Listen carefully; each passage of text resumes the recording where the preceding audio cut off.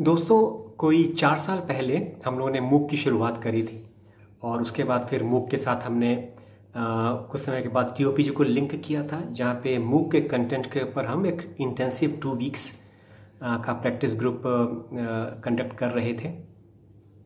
और अब लगभग 4 वर्षों के बाद मुझे लगा कि अब मूक लेवल 2 की ज़रूरत है। अगर एक मूक एक वीडियो गेम के समान है तो लेवल 2 क्रॉस करने के लिए बहुत से लोग बेताब होंगे। So let us think of it as a video game and let us think of ourselves fit to cross level 2 and get on to level 3, 4, 5 and numbers.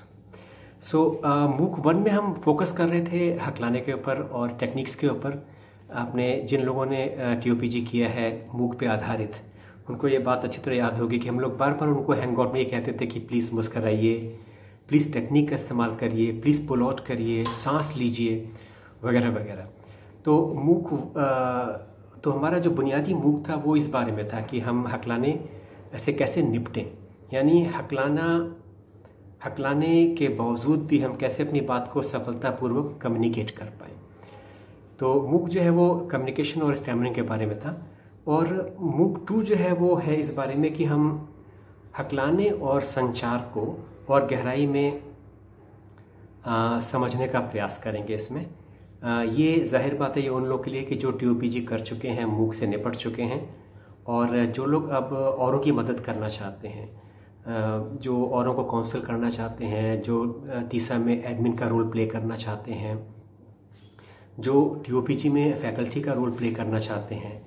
तो इस स्तर पर हम इन चीज़ों को एक्सप्लोर करेंगे कि हकलाने को देखने और समझने के दूसरे दृष्टिकोण क्या हो सकते हैं। अगर हम हकलाने को सिर्फ एक बीमारी के रूप में ना देखते हुए इसके थोड़े दाएं बाएं देखें तो क्या चीज़ें समझ में आती हैं, उसमें क्या अवसर छिपे हुए हैं। दूसरा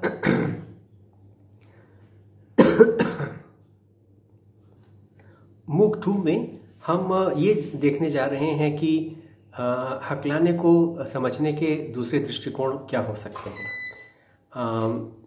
कम्युनिकेशन गहराई में क्या है, डायलॉग दो इंसानों के बीच में जो डायलॉग होता है उसमें क्या छिपे हुए घटक हैं और वो कैसे हमें प्रभावित करते हैं।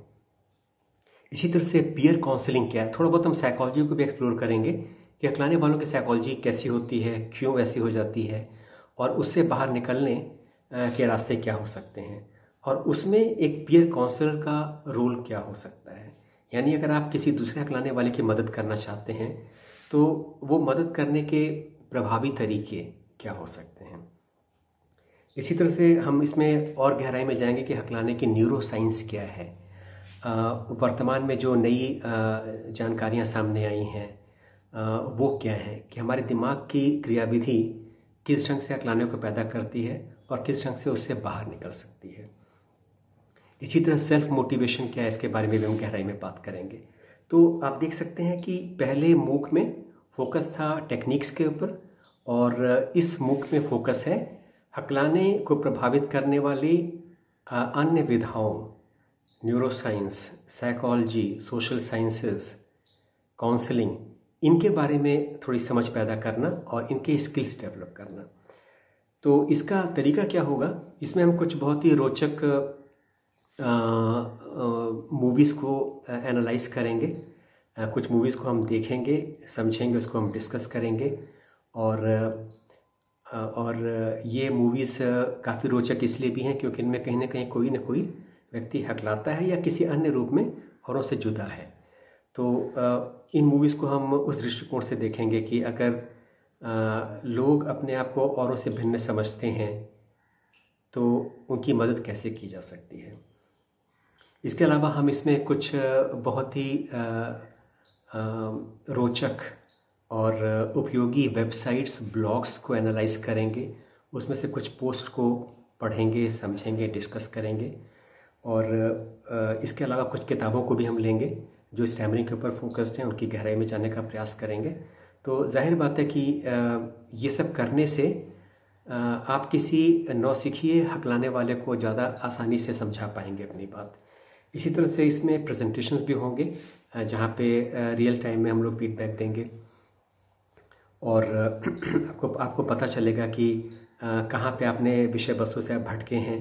तो जाहिर बात है कि यहाँ पे टेक्निक से ज़्यादा फोकस है इंटेलेक्चुअल कंटेंट पे, समझ पे, रिसर्च को समझने पे, दूसरे लोग क्या कह रहे हैं उसको समझना और उसको अपनी भाषा में बयान कर पाना, इन चीज़ों के ऊपर हमारा फोकस होगा। इसी तरह से कुछ रोल प्लेज भी हम लोग करेंगे जहाँ पे आप अपने कंफर्ट जोन से बाहर निकलेंगे और शायद कोई दूसरी भूमिका अदा कर रहे होंगे। इसी तरह से हम कुछ ऐसे लोगों को इनवाइट करेंगे जो हकलाने के बारे में जिनका कुछ हटकर नज़रिया है, या जिन्होंने हकलाने के ऊपर कुछ गहरी समझ बनाई है, या जिनकी पुस्तकों को हमने रिव्यू किया है तीसा के ब्लॉग पे। तो ऐसे मेहमानों को हम आमंत्रित करेंगे और उनके साथ एक सवाल जवाब का सत्र रखेंगे जहाँ पे आप सवाल पूछ सकते हैं और वो जवाब दे पाएंगे। और आखिर में मैं ये कहना चाहूँगा कि ये सब कुछ एक बहुत ही नॉन ट्रेडिशनल अप्रोच के तहत किया जाएगा। यानी क्लासरूम तो है लेकिन आपको लगेगा नहीं कि आप क्लासरूम में बैठ के पढ़ रहे हैं कुछ।